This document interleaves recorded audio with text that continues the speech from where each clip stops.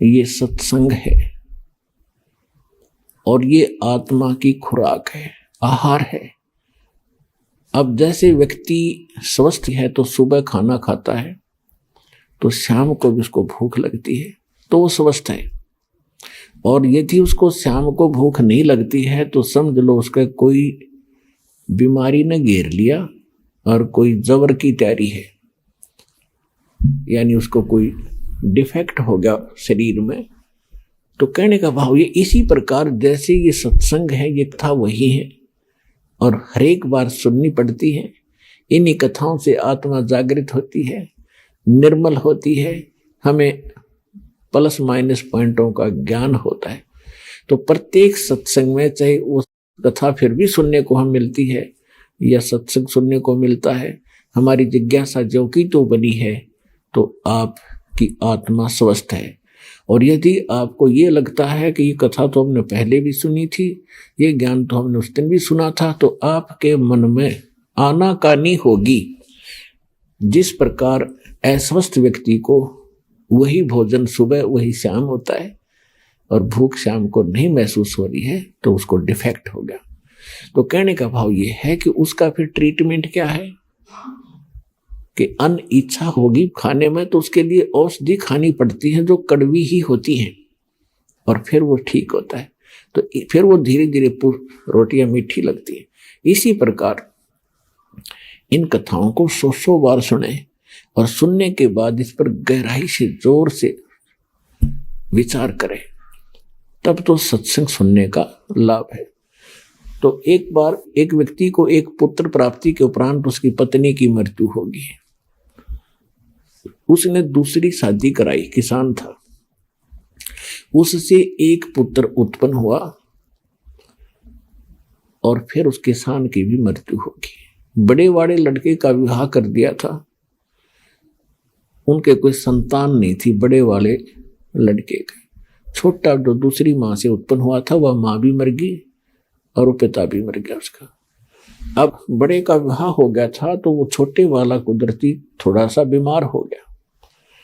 दूसरी माँ से जो उत्पन्न हुआ था, जमीन बहुत थी तो उसने बीमारी का इलाज कुछ दिन करवाया उस बच्चे का। फिर उनके मन में दोष पैदा हो गया।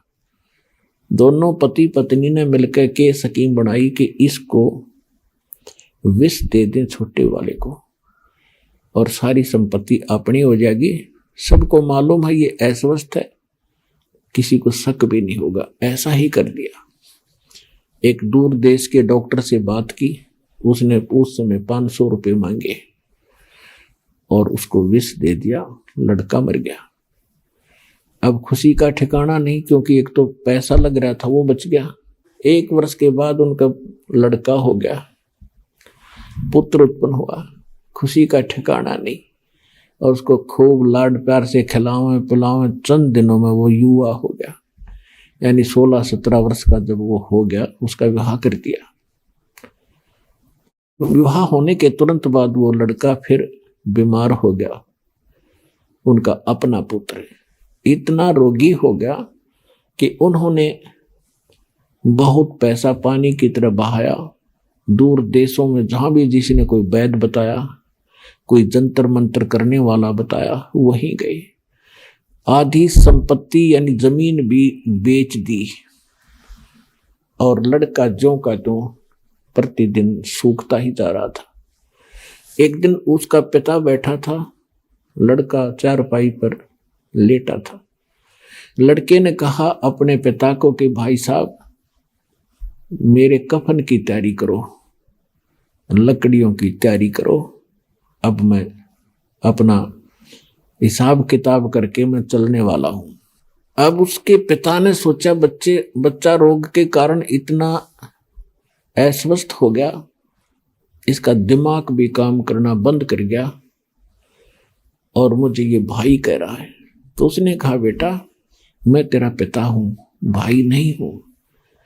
वो लड़का कहता है कि मुझे पता है तू क्या है, मैं तेरा वो भाई हूं जो तेरे पुत्र रूप में जन्मया हूं, जिसको तुम दोनों ने मिलकर और विष देकर मारा था। मेरी आधी संपत्ति जो थी वो मैंने खर्च करवा ली, अपना पूरा कर लिया। अब तेरा और मेरा इतना अकाउंट रह रहा है, एक लकड़ी और एक कफन का, और वो तैयारी कर ले। अब उस समय उसका कलेजा पकड़ा गया, अकबर जी सा कराया था वो मेरे आज आगे आ गया। अब आदमी के साथ जब घटना घटती है तब उसको महसूस होता है, और सत्संग में आने के बाद जीव को पहले ये आभास हो जाता है, यदि मैं ऐसा जुल्म करूंगा तो मेरे साथ एक दिन ऐसा होगा। तब उसने कहा कि भाई बिल्कुल सही बात है, हमने जो जुल्म किया था भाई मेरे सामने आ गया, अब आगे हमारे संतान की आस नहीं, मेरा कुल नाश हो गया, और जो तेरी संपत्ति थी वह खत्म होगी, तेरा मेरा हिसाब हो गया। भाई मैंने जो किया था वो तो मुझे फल भगवान ने दे दिया और बहुत अच्छा किया। आज मेरी आंख खुल गई और मैं अपनी पत्नी के बहकावे में आके भाई तेरे साथ मैंने जो कर दिया। वो बोला भाई जो किया वो भोगना तो पड़ेगा ही पड़ेगा, किसी के बहकावे में करो चाहे ना करो। तब उसने पूछा,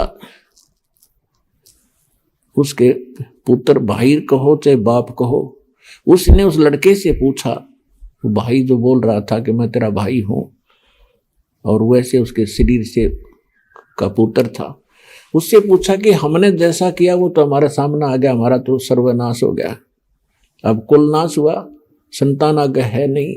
लेकिन एक बात बता, जो तेरी पत्नी है इसने क्या अपराध कर दिया जो तेरे साथ ही जिंदगी जलेगी? उसमें सती प्रथा थी, और सती प्रथा के तहत उसमें क्या होता था, यदि किसी लड़की का पति मर जाता था उसको सात चिता में जिंदा फूंका करते थे। तब उसने बताया कि वो वैद्य कहा जिसने मुझे विष दिया था, तो उसके पिता ने बताया कि वो तो उस समय तेरी मूर्ति के 4 वर्ष उपरांत मर गया था। तो उस लड़के ने बताया कि ये वही डॉक्टर है, वही वैद्य है जो आज यह मेरी पत्नी बनकर आया है, अब इस नालायक को सजा मिलेगी, ये जिंदगी फूकी जाएगी। तो पुण्यात्माओं ये 100% सच समझ लेना, परमात्मा का विधान है, एक लेवा एक देवा दूतम, और कोई किसी का पिता नहीं पूतम।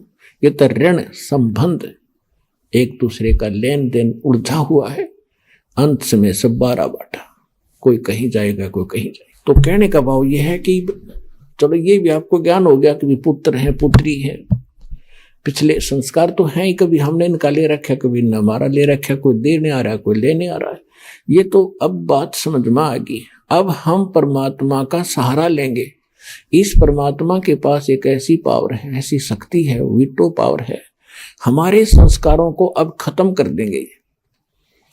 अपनी तरफ से लेन देन हमारा कति सीमित करके इसी जीवन में सबको सुलझा देंगे और पीछा छूट जाएगा। आज आपका परिवार भगवान की शरण में है, सारे सतलोक चले जाओगे, वहां जाने के बाद फिर ना इनकी मृत्यु ना आपकी, संस्कार सारे खत्म। जैसे गीता ज्ञानदाता 18वें अध्याय के 66वें श्लोक में कहता है कि सर्वधर्मान परित्यज्यमाम एकम शरणम व्रज अहम तवा सर्व पापे भयमुक्षामि मा शुच। तो परमात्मा फिर हमारे जो पाप कर्मों का वो नाश कर देंगे, जिससे हमारे संस्कार उलझ रहे थे। जब वो पाप पर नाश हो गए तो हमारे संस्कार खत्म। जब ही सतनाम हृदय धर्यो भयो पाप को नाश, जैसे चिंगारी अग्नि की बाई पड़े पुराने घासे। आपके असंख्य जन्मों के संस्कार परमात्मा कहते 1 सेकंड में फूंक दूंगा, जैसे हजारों टन घास पड़ा हो सूखा, उसमें एक माचिस की सीख लगा दे, वो सारा राख डलकर ढेर हो जाएगा और चलेगी तेज हवा, उड़ जाएगा।